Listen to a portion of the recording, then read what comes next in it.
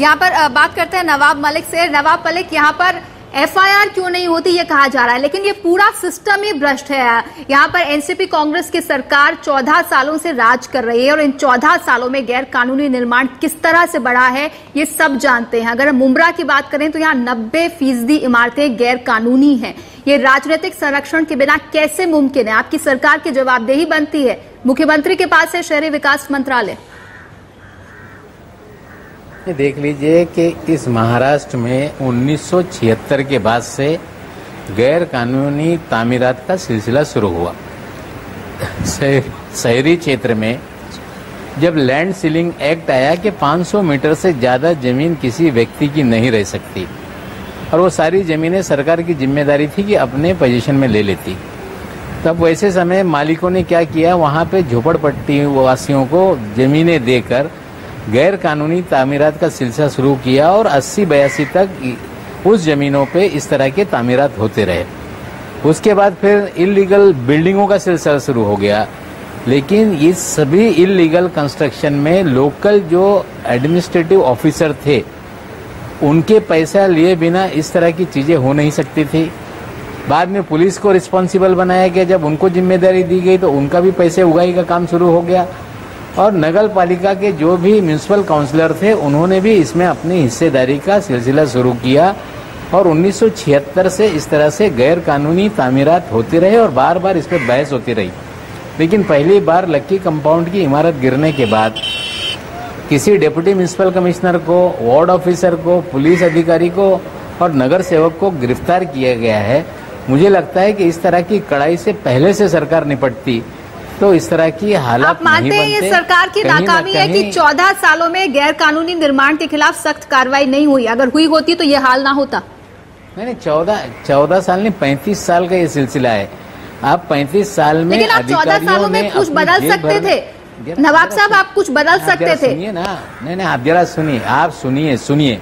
ऐसा है कि ये हम मानते हैं कि अधिकारी और पुलिस सबसे पहले इसके अंदर कल्प्रिट है।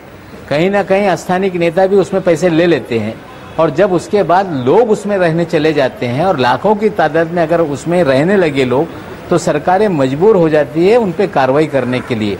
लेकिन उसको रोकना, प्रिवेंशन को लेके जिन पे जिम्मेदारियां थी वो भ्रष्ट थे और उस भ्रष्ट को सरकार नहीं तोड़ पाई। ये सरकार की नाकामी है, हम ये स्वीकार करते हैं। जी, लेकिन आप कह रहे हैं कुछ नेता भी पैसे ले लेते हैं। यहाँ पर हमारे पास बयान है वन अधिकारी का जिसमें उन्होंने कहा है कि 2011 में इसी इमारत को तोड़ने की कोशिश की थी। तब आपके पार्टी के विधायक जितेंद्र अवार्ड ने उन्हें रोक दिया था, उन्हें धमका दिया था। जब नेता ही संरक्षण देते हैं तो फिर क्या उम्मीद की जाए? नहीं, ऐसा है, देखिए अवार्ड जी पे जो आरोप लग रहा है कि ये बात सच है कि कहीं ना कहीं गैर कानूनी कार्रवाई को उन्होंने रुकवाया होगा। लेकिन जब शुरुआत में काम शुरू होता है, अनऑक्युपाइड है, काम चल रहा है, उस वक्त ध्वस्त करने की जिम्मेदारी होती है।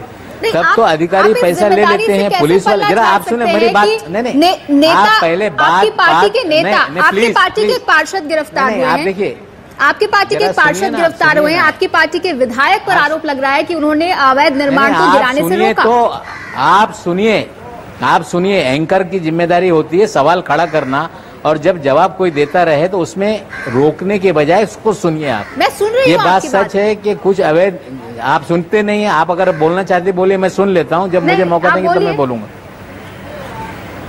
आप सुनिए, कोई भी नेता जब लोग ऑक्युपाइड कर लेते हैं, कहीं रहने लगते हैं और अधिकारी पैसे लेके पहले बनवाता है और जब उसमें लोग रहने लगते हैं और फिर उस पर कार्रवाई करने जाता है तो कहीं ना कहीं पॉलिटिकल प्रेशर नेताओं का बनता है। ये बात सच है।